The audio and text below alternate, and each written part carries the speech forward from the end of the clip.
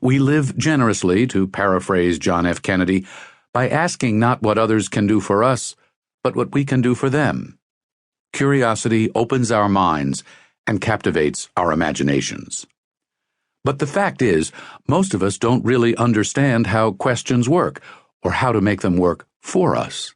In school, we study math and science, literature and history. At work, we learn about outcomes and metrics, profit and loss. But never do we study how to ask questions strategically, how to listen actively, or how to use questions as a powerful tool toward accomplishing what we really want to achieve. Questions, asked the right way, under the right circumstances, can help you achieve both short-term and lifelong goals. They can open doors to discovery and success, bring you closer to a loved one, and even uncover answers to the universe's most enduring mysteries. Insightful questions help you connect with a stranger, impress a job interviewer, or entertain at your next dinner party. And they can be keys to a happier, more productive, and fulfilling life. This book shows you what you get when you ask for it. In each chapter, I explore a different type of question, driven by its own approach and listening skills.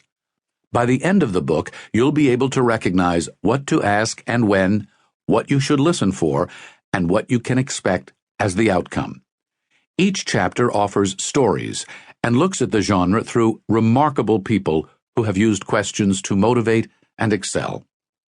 For nearly 4 decades, it's been my job to ask questions. From an inner-city school to a technology revolution.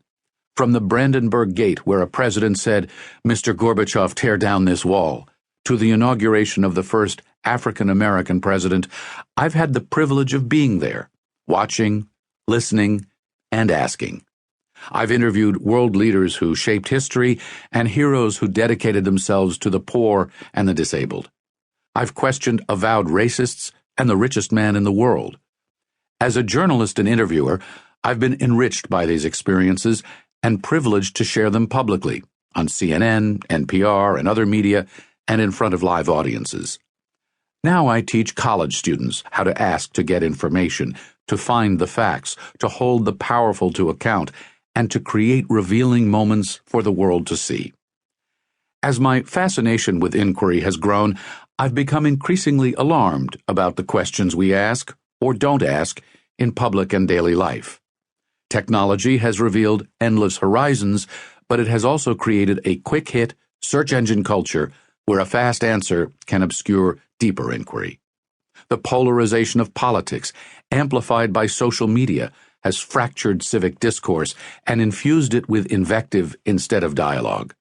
The news media, reflecting and reinforcing these trends, have grown shorter and sharper. Compared to when I got into the business, television interviewers are given less time and focus more on controversy and horse race than on explanation and substance. Sincere questions too often play second fiddle to certainty, ideology, and outrage. But what if we asked more and asserted less? What would we discover? How much better would we understand the people around us? What if we went asking for solutions and posed truly creative questions that could change the world? A student convinced me I should write this book. Simone, I've changed her name, had arranged to interview her father, I'll call him Morley, for an assignment I had given my Art of the Interview class. A devoted family man, Morley kept his emotions to himself and was not prone to reflection. At first he refused. "Go find someone else," he told his daughter. But Simone persisted, and finally her father agreed to the interview, camera and all. Simone had questions she had always wanted to ask. Morley had issues he never wanted to discuss. They sat facing each other in the den, a place both of them knew well. Simone started with some innocuous, open-ended questions, a classic interviewing technique. She asked about her father's college days and how he met his wife, Simone's mother.